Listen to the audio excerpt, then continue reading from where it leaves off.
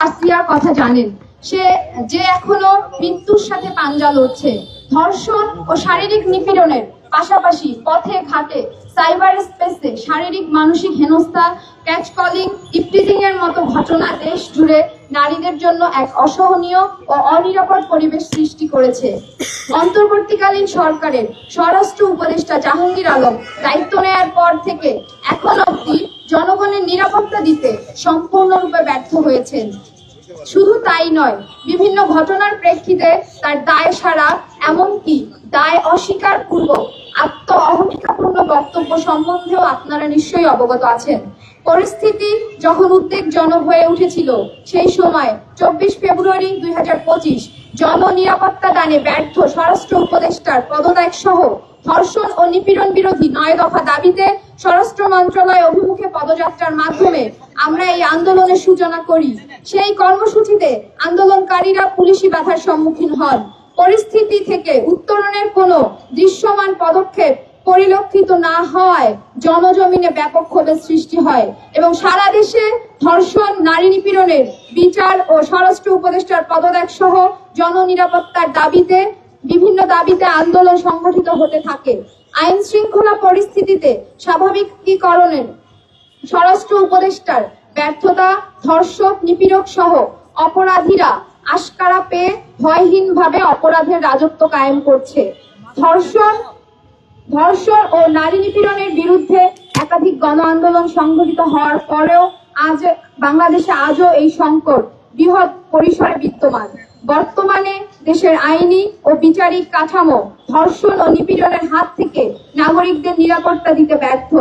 উপনিবেশিক আমলের আইন সংস্কার করে ধর্ষণের সংজ্ঞা পরিবর্তন, ভুক্তভোগী ও সাক্ষীর নিরাপত্তা প্রদানের বিধান সংযোজন সহ নানাবিধ স্থায়ী সংস্কার প্রয়োজন।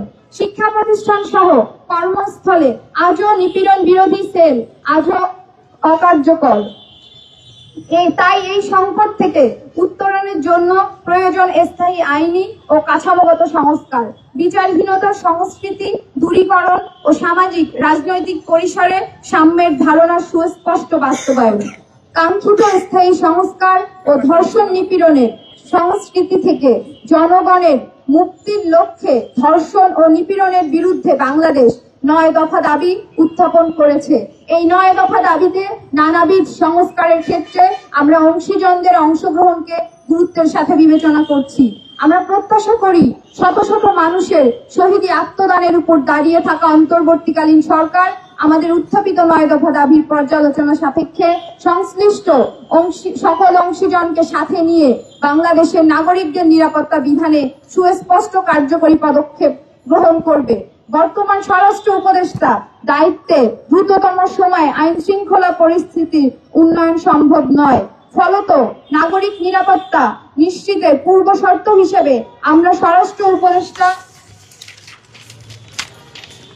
জাহাঙ্গীর আলমের অপসারণ সাপেক্ষে দ্রুত স্থায়ী সংস্কারের পথে সরকারকে হাঁটতে দেখব বলে বিশ্বাস রাখতে চাই।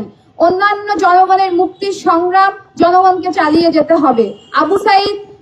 শহীদ আবু সাইদ, শহীদ রিয়াগো, শহীদ ওয়াসিম, নাসিফার রক্ত বৃথা যেতে পারে না।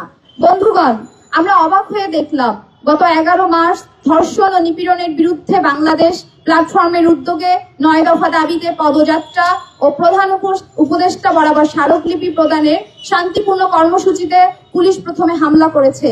তারপর ডিএমপি রমনা বিভাগে সিভিল ড্রেসে থাকা এসসি আব্দুল্লাহ আল মামুন ন্যাক্কারজনকভাবে পিছন থেকে অতর্কিত হামলা চালায়। এই হামলায় পুলিশের অতিরিক্ত বল প্রয়োগ করেছে, নারীদের হেনস্থা করেছে, সাংবাদিকরা আহত হয়েছে, যা আওয়ামী আমলের পুলিশই রাষ্ট্রের এই চিহ্ন বহন করে। এই হামলায় সুমাইয়া আক্তার, মেঘ মোল্লার বসু, আহমেদ আরাফ, তাসনিয়া নেবুলা, সাজিদুল ইসলাম, মারমা সহ অন্তত 15 জন আহত হয়। ধর্ষণ ও নিপীড়ন বিরোধী একটা মিছিল আটকানোর জন্য ডিএমপি প্রথমে কোনো নারী পুলিশ রাখেনি।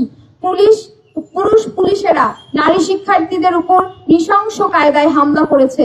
আন্দোলনকারীরা আত্মরক্ষার্থে পুলিশকে মোকাবেলা করেছে এবং কয়েকজন পুলিশ সদস্য এতে আহত হয়েছে বলে আমরা জেনেছি, যা অপ্রত্যাশিত। ধর্ষণ ও ও নিপীড়ন বিরোধী আন্দোলনে নারীদের উপর এসি মামুনের ন্যাক্কারজনক হামলা আবারও পুলিশের গণবিরোধী চরিত্রকে উন্মোচন ঘটালো।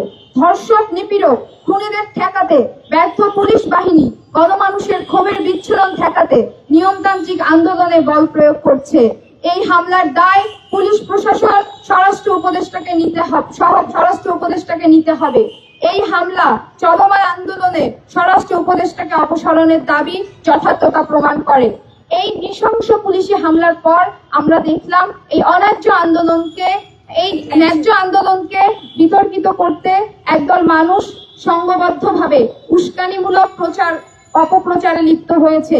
বিভিন্ন ছবি এবং খণ্ডিত ভিডিও সামাজিক যোগাযোগ মাধ্যমে শেয়ার করে এই হামলাকে বৈধতা দেওয়ার চেষ্টা করছে। এই মিথ্যা খণ্ডিত অপপ্রচারে অনেকেই বিভ্রান্ত হয়েছেন।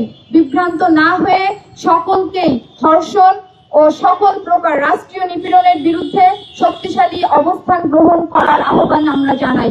ধর্ষণ ও নিপীড়নের বিরুদ্ধে বাংলাদেশ দ্ব্যর্থহীন ভাষায় বলতে চায়, আমরা 2020 সালে সুবর্ণচরের ধানের শীষে ভোট দেয় 4 সন্তানের মাকে আওয়ামী লীগ কর্মীদের গণধর্ষণের কথা ভুলে যায়নি। আমরা ভুলে যাইনি সিলেটে এমসি কলেজে ছাত্রলীগের সন্ত্রাসীদের দ্বারা স্বামীকে বেঁধে রেখে স্ত্রীকে ধর্ষণের কথা। তনু ও মুনিয়া হত্যার বিচার না পাওয়ার কথা আমরা ভুলে যাইনি ছাত্রলীগ, যুবলীগ, আওয়ামী লীগের সন্ত্রাসী, ধর্ষক, নিপীড়কদের হাতে আক্রান্ত হওয়া বাংলার হাজারো মজলুমের আত্মচিৎকার। বর্তমানে চলমান হামলা মামলার ঘটনাগুলো আওয়ামী লীগের দীর্ঘদিনের খুন, ধর্ষণ, নিপীড়ন এবং বিচারহীনতার সংস্কৃতিরই ধারাবাহিকতা। গতকাল বিকেলে আমরা হতবিহ্বল হয়ে লক্ষ্য করলাম পুলিশ রমনা মডেল থানায় সেই আন্দোলনকারী এবং আহত একজন সাংবাদিক সহ 12 জন শিক্ষার্থী এবং 70 থেকে 80 জন অজ্ঞাত ব্যক্তির নামে দাঙ্গা সৃষ্টির মিথ্যা মামলা দায়ের করেছে। আরো অবাক হতে হয় যখন দেখি সেই কর্মসূচিতে উপস্থিত ছিলেন না এমন কয়েকজনের নামেও মামলা দেওয়া হয়েছে। পুলিশ ক্ষমতার অপব্যবহার করে গণহারে এই মামলা করেছে। মামলা দিয়ে আন্দোলন দমন করার এমন ঘৃণিত উপায় আমরা বিগত আওয়ামী ফ্যাসিস্ট সরকার হাসিনা সরকারের আমলে দেখেছি। জুলাই অভ্যুত্থানের সময়ও আমরা দেখেছি কিভাবে আন্দোলনকারী ছাত্র জনতার নামে সরকার এমন মিথ্যে মামলা দায়ের করে গণগ্রেপ্তার চালিয়েছিল। 5 আগস্ট হাসিনা সরকারের ভারতে পালিয়ে যাওয়ার পরে যে নতুন বাংলাদেশ জনগণ প্রত্যাশা করেছিল, সেখানে ধর্ষণ বিরোধী একটা গণতান্ত্রিক ও ন্যায্য আন্দোলনে নৃশংস পুলিশি হামলা, মিথ্যা মামলা দায়ের মতো অগণতান্ত্রিক আচরণ বাংলাদেশের লড়াকু ছাত্রদের মনে প্রচন্ড ক্ষোভের জন্ম দিয়েছে। অভ্যুত্থানের পর এমন পুলিশি রাষ্ট্র কোনো গণতান্ত্রিক মানুষই প্রত্যাশা করে না। ধর্ষণ ও নিপীড়নের বিরুদ্ধে বাংলাদেশ সুস্পষ্টভাবে ব্যক্ত করতে চায় আওয়ামী ফ্যাসিবাদ শাসনামল থেকে টেনে আনা পুলিশের ধর্ষক, নিপীড়ক, অপরাধের পাহারাদারি ও মজলুমের উপর অত্যাচারের চরিত্রের অবসান ব্যতীত মুক্তিযুদ্ধ ও 24-এর গণ অভ্যুত্থানে গণমুক্তির আকাঙ্ক্ষা বাস্তবায়ন সম্ভব নয়। তাই আন্দোলনের সংগঠকদের বিরুদ্ধে মিথ্যা ও অন্যায্য মামলা প্রত্যাহার, নারী আন্দোলনকারী সহ একাধিক আন্দোলনকারী শারীরিকভাবে নিপীড়ন এবং শান্তিপূর্ণ ও ন্যায্য আন্দোলনে অতিরিক্ত বল প্রয়োগ করা পুলিশ কর্মকর্তা এসি মামুনের অপসারণ ও তদন্ত সাপেক্ষে হামলায় জড়িত অন্যান্য পুলিশ সদস্যদের দৃষ্টান্তমূলক শাস্তির আওতায় আনা, ব্যর্থ স্বরাষ্ট্র উপদেষ্টার পদত্যাগ, ধর্ষক, নিপীড়কদের বিচার সহ 9 দফা মেনে নেওয়া এবং সংঘবদ্ধ ও উস্কানিমূলক অপপ্রচার বন্ধে কার্যকর উদ্যোগ গ্রহণের দাবি জানাচ্ছি।